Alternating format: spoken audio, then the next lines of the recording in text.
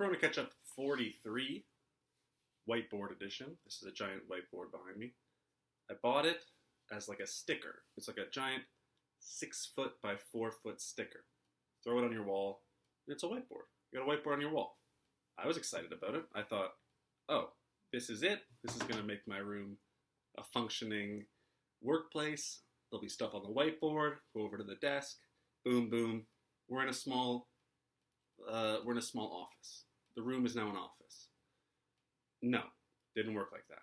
Never used it. Barely wrote anything on it. And it's just been on my wall. No real loss, not an expensive purchase, but just one of those things where you're like, I'll definitely use this. I'll definitely use this. It's definitely going to make my life better. Not the case. Maybe that's a me thing. I don't know if you're the same way, but so often I'll find something that's like, this is what I've been looking for. This is going to help me do X and Y and Z, and it never happens. Sorry for saying Z, by the way. Obviously Z. On today's date in 1967, Barbra Streisand held a happening in Central Park. That's what she called a concert. A happening. Oof. The audacity. The confidence. The balls. What are you doing tonight? Are you performing? Oh, it's not a performance. It's a happening. Incredible. What was that M. Night Shyamalan movie, The Happening? Was that it? With the trees, where the trees were the bad guys?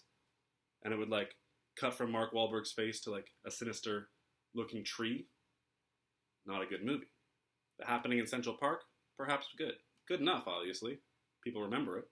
Babs. We love Babs, I guess. Kristen Stewart is going to play Princess Diana in an upcoming movie. Not so casting, right?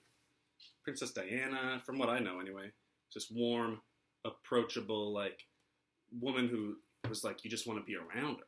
This electric force of like, oh my God, I wish I could be like her. I want to spend more time with her.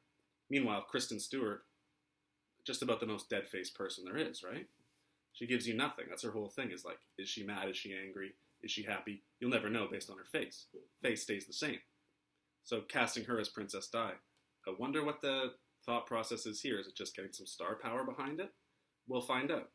Kristen, open up your bag of tricks. The only other thing I wanted to talk about was Chris D'Elia, comedian, podcaster, social media star, being accused by a wide swath of people, young women, as having committed sexual misconduct, sexual harassment, asking for naked pictures of underage women, just like overall disgusting, creepy behavior. You know, these receipts from young women of him being so predatory and being so sort of flippant with his fame, using his fame to influence,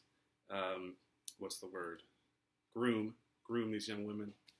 It's really awful to see. And I hope for the best for all his victims. I hope that he gets his comeuppance, should all this be true.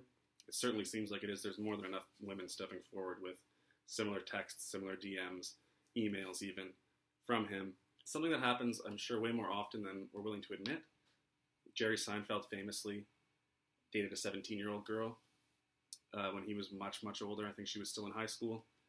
And it comes back to a point that keeps coming up today, which is it's not enough for somebody to be, not racist or not a sexual harasser / sexual deviant, someone who's grooming young kids. It's not enough to just not be that person. You have to be anti that person. You have to go to your way to make this person stop what they're doing, to try and quell this behavior, to try and make it. You have to fight against the bad behavior. It's not enough to just be not committing the bad behavior yourself. Very brave of the women who've come forward, sharing the screenshots, sharing text messages, DMs, because, it's hard. It's hard. You're going to get, someone like him has so many fans that are going to tell you you're lying, or they're going to take his side blindly. Best thing to do as a fan is to believe the women, take the allegations seriously, and boycott Chris's stuff. Considering he played a character on the TV show You, the second season of You, that was essentially a guy who groomed young women and drugged them and raped them and took weird pictures of them. The fact that now it's surfacing that his real life was a lot like that, so strange. And that's it for today. Check out the description, the links in the description, for websites where you can donate to organizations fighting against racism and police brutality, as well as 135 Black-owned businesses you can support right now. I'm leaving a link to the Canadian Women's Foundation in there too, and it'll live there from now on. Donate to any of these if you can. If you can afford to, everything helps. I really appreciate it. Thanks so much for watching, and I'll see you tomorrow.